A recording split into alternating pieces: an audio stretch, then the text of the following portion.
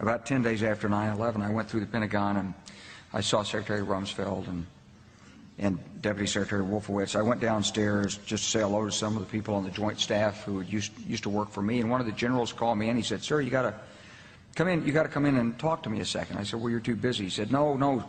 He says, "We've made the decision. We're going to war with Iraq." This was on or about the 20th of September.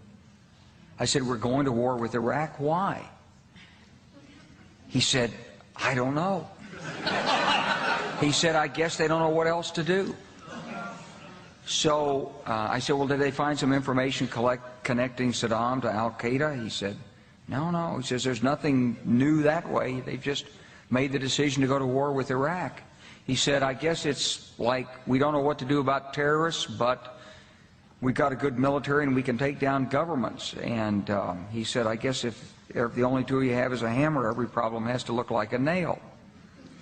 So I came back to see him a few weeks later, and by that time we were bombing in Afghanistan. I said, "Are we still going to war with Iraq?" And he said, "Oh, it's worse than that."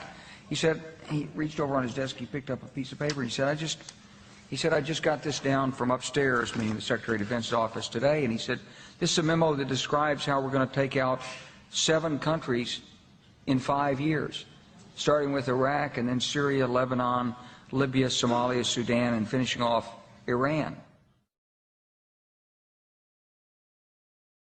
The truth is about the Middle East is, had there been no oil there, it would be like Africa.